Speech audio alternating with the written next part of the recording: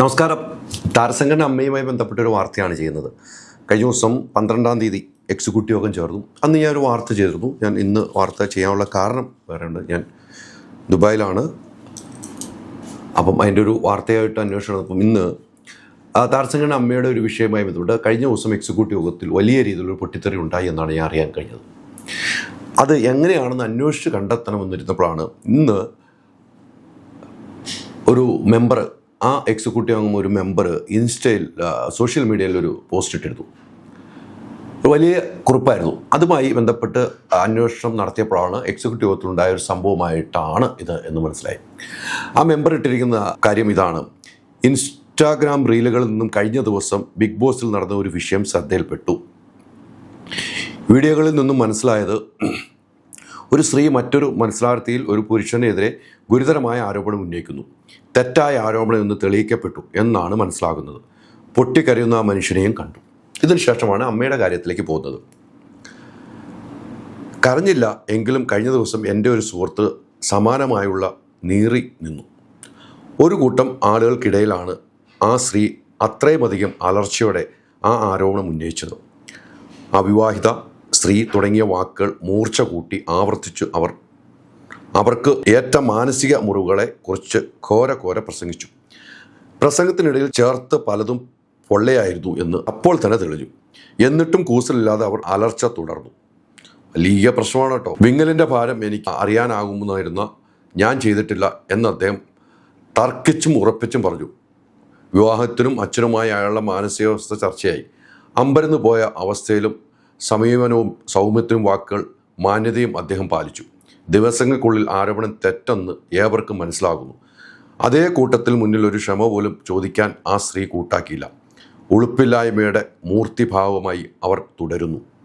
എനിക്ക് എന്നല്ല ആർക്കും അദ്ദേഹത്തോട് അവർ അലറി വിളിച്ച അതേ കൂട്ടത്തിലിരുന്ന ക്ഷമ ചോദിക്കാനുമായില്ല. ഇന്ന് പൊട്ടിക്കരയുന്ന ആ മത്സരാർത്ഥിയെ കണ്ടപ്പോൾ എനിക്ക് ഓർമ്മ വന്ന ആ മനുഷ്യനെയാണ്.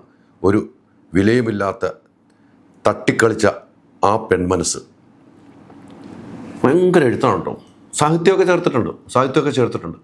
ഒന്ന് ആലോചിച്ച് നോക്കണം, എങ്ങനെയാണ് ഇങ്ങനെ എഴുതി കഴിഞ്ഞപ്പോൾ ഞാൻ എക്സിക്യൂട്ടീവ് യോഗത്തിൽ എന്തൊക്കെ നടന്നു എന്നൊന്ന് അന്വേഷിക്കണമായിരുന്നു. അപ്പോൾ ഇത് വന്നു കഴിഞ്ഞപ്പോൾ പല ആളുകളും അന്വേഷണം തുടങ്ങി. അപ്പം എന്നിട്ട് ഇവരുടെ എക്സിക്യൂട്ടീവ് യോഗത്തിലെ വാട്സാപ്പ് ഗ്രൂപ്പിൽ ഈ പോസ്റ്റ് ഷെയർ ചെയ്തു എന്നാണ് അറിയുന്നത്. അപ്പോൾ മറ്റുള്ളവർ ഇങ്ങനെ അങ്ങോട്ടും ഇങ്ങോട്ടും ചർച്ച വന്നിട്ട് പല ആളുകളും ചർച്ച നടന്നാണ് ഈ സംഭവം, അന്നത്തെ എക്സിക്യൂട്ടീവ് യോഗത്തിൽ നടന്ന സംഭവത്തെക്കുറിച്ചാണ് എഴുതിയതെന്ന് മനസ്സിലാക്കുന്നത്. സോഷ്യൽ മീഡിയയിലൂടെയാണ് പറഞ്ഞിരിക്കുന്നത്. പേരെടുത്ത് പറയാതെ മെമ്പർ പറയുന്നു. അപ്പം പ്രശ്നമൊന്നുമില്ലല്ലോ. പക്ഷേ ഇത് ചർച്ചയായിട്ടുണ്ട്. ഇനി കാര്യത്തിലേക്ക് കിടക്കുന്നത് എന്തുകൊണ്ടാണ് ഇങ്ങനെ സംഭവിച്ചതെന്ന്. താരസംഘടന അമ്മയുടെ ആദ്യത്തെ എക്സിക്യൂട്ടീവ് യോഗത്തിൽ ഒരു മെമ്പറിന്, ഒരു കമ്മിറ്റിയിലെ കീ പോസ്റ്റിലിരിക്കുന്ന ഒരു ലേഡിക്ക് ഒരു വിഷയമുണ്ടാകുന്നു. അതൊരു പുരുഷനാണ് ആ ലേഡിയെക്കുറിച്ച് അവിഖ്യാതി പറഞ്ഞതെന്നാണ് പറയുന്നത്. അത് പരാതിപ്പെടുകയും അന്ന് ചർച്ച ചെയ്യുകയും ചെയ്തു. അന്ന് ചർച്ച ചെയ്ത പ്രശ്നങ്ങൾ പരിഹരിച്ചു എന്നാണ് എനിക്ക് കിട്ടുന്നത് വരെ. അന്ന് ചർച്ച ചെയ്ത് പ്രശ്നങ്ങൾ പരിഹരിച്ച് അന്ന് സിജോയ് വർഗീസാണ് ചർച്ച ചെയ്ത് പരിഗണിച്ച് അങ്ങനെ പ്രശ്നം തീരുകയും ചെയ്തു. പിന്നീട് കഴിഞ്ഞ ദിവസത്തെ എക്സിക്യൂട്ടീവ് യോഗത്തിലേക്ക് ഈ വനിതാ മെമ്പറെ മറ്റൊരു പുരുഷൻ ആണ് പേഴ്സണലായിട്ട് ഇൻസൾട്ട് ചെയ്തത്. ആ എക്സിക്യൂട്ടീവ് അംഗം മറ്റൊരു അമ്മയുടെ മെമ്പറിൻ്റെ അടുത്ത്, ഒരു വനിതയുടെ അടുത്ത് കാര്യങ്ങൾ പറഞ്ഞു.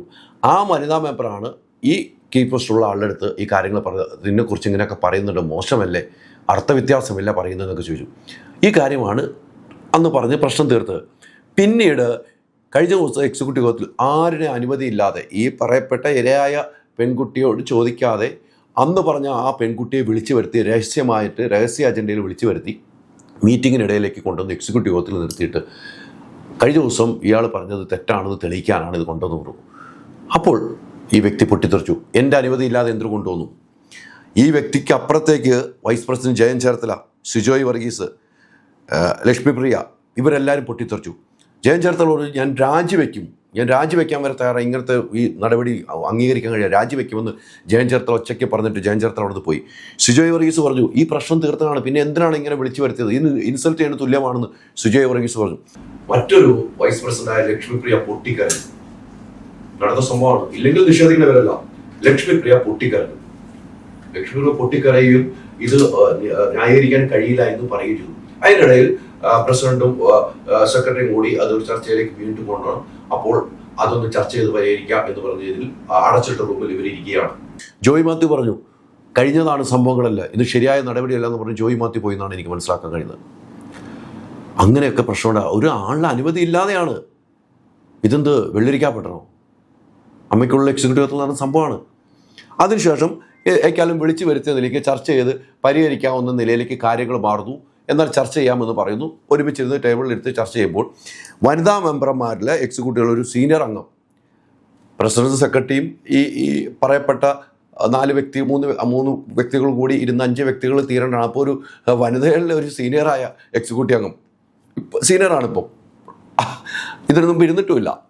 എനിക്കും ഇതിനിരിക്കണം, എനിക്കും അത്രയും വിഷമമുണ്ടായ, എനിക്ക് വേണ്ടപ്പെട്ട ആളെക്കുറിച്ചാണ് പറഞ്ഞത് എന്ന് ആ പുരുഷൻ്റെ കൂടെ കൂടുന്നു. അങ്ങനെ ഇരിക്കുന്നു. ഇരിക്കാൻ പാടില്ല എന്നാലും പറഞ്ഞില്ല, ഇരുന്നോട്ടെ, അലറി വിളിക്കുകയല്ല, ഇരുന്നോളാൻ പറഞ്ഞ് ഇത് അങ്ങനെ പറഞ്ഞ് കാര്യങ്ങളൊക്കെ ഒത്തീർപ്പായി. ആ പറഞ്ഞത് അന്ന് പറഞ്ഞ് തീർന്നതാണ്. എന്തായാലും ഇത് ശരിയല്ല, ഈ നടപടിയിൽ യോജിക്കാൻ പറ്റില്ല. അദ്ദേഹത്തെ IC കമ്മിറ്റിയിൽ എടുക്കാൻ തോന്നുന്നു. IC കമ്മിറ്റിയിൽ ഇത്തരം സ്ത്രീകളെക്കുറിച്ച് ആരോപണം ഉന്നയിച്ച വ്യക്തിയെ IC കമ്മിറ്റിയിൽ, അമ്മയുടെ IC കമ്മിറ്റിയിൽ വെച്ചാൽ അത് തെറ്റാണ്, അത് തെറ്റായ സന്ദേശം നൽകുമെന്നാണ് പറയുന്നത്. അതുകൊണ്ട് IC കമ്മിറ്റിയിൽ വെക്കാൻ പാടില്ല എന്ന് പറഞ്ഞപ്പോഴാണ് വിഷയം ഉണ്ടായത്.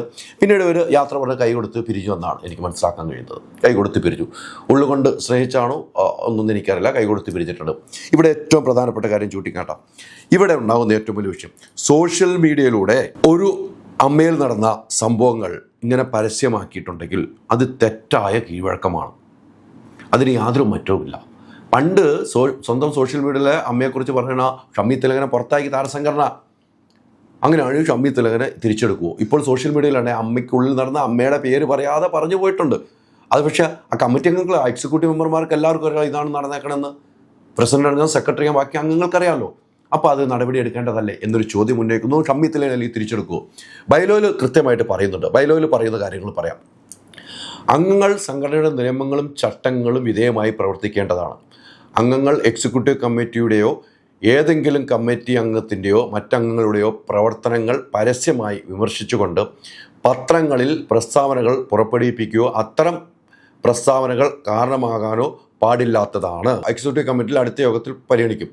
തീരുമാനം അംഗത്തിനെ അറിയിക്കുകയുമാണ്.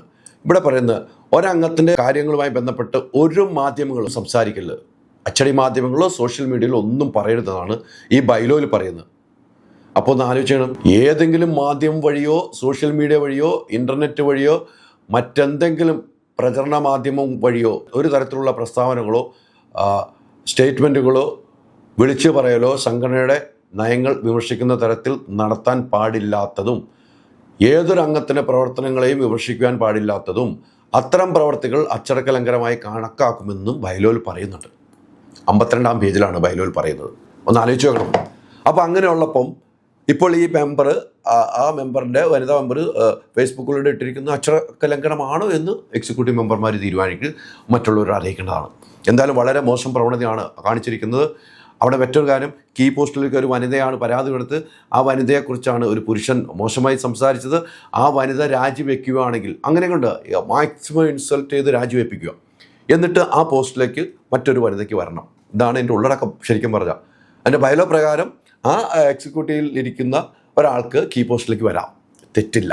അപ്പോൾ അവരുടെ ആഗ്രഹം കൊള്ളാം, മത്സരിച്ച് ജയിക്കണം. അപ്പോൾ ആ മത്സരത്തിൽ പങ്കെടുക്കാതെ ഒഴിഞ്ഞു മാറിപ്പോയി, പേടിച്ചിട്ട് ജയിക്കില്ല എന്ന് പറഞ്ഞിട്ട്. അപ്പം അങ്ങനെ വരാൻ ഒരു ബൈലോയിൽ നിയമമുള്ളതുകൊണ്ട് വരാൻ ശ്രമിക്കുന്നു. എന്തൊരു ബുദ്ധിയല്ലേ ഇതിൻ്റെയൊക്കെ, എന്ത് മൈൻഡാണ്. ഇരയ്ക്കൊപ്പം നിൽക്കേണ്ട വനിതകൾ കൂടുതലുള്ള ഇരയ്ക്കൊപ്പം നിൽക്കണം, വേട്ടക്കാരോടൊപ്പം നിൽക്കുകയല്ല ചെയ്യേണ്ടത്. ആ വേട്ടക്കാരോടൊപ്പം നിന്നുകൊണ്ട് ഇരയെ മാക്സിമം വേദനിപ്പിക്കുന്ന നിലയിലാണ് ഇപ്പോഴത്തെ ഭരണസമിതിയിൽ വനിതകളിലും ഉണ്ടായിരിക്കുന്ന പ്രശ്നം. അതാണ് ഞാൻ ചൂണ്ടിക്കാണിച്ചത്. അത് എക്സിക്യൂട്ടീവ് യോഗത്തിൽ നടന്ന സംഭവങ്ങൾ തന്നെയാണ് ഞാൻ പറഞ്ഞത്. അത് കൃത്യമായിട്ട് എനിക്ക് കിട്ടിയ ഇൻഫർമേഷൻ തന്നെയാണ് എന്ന കാര്യത്തിൽ സംശയമില്ല. അമ്മയുടെ ഇത്തരം ഒരു പ്രവർത്തനം, ഈ ജോയ് മാത്യു ഉൾപ്പെടെയുള്ള സീനിയർ ആൾക്കാരുണ്ട്, ഇവരൊക്കെ കൃത്യമായി ഇടപെട്ടി പ്രശ്നങ്ങൾക്ക് ഒരു തീരുമാനം ഉണ്ടാക്കിയില്ലെങ്കിൽ വലിയ പ്രശ്നത്തിലേക്ക് പോകുന്ന കാര്യത്തിൽ യാതൊരു സംശയമില്ല.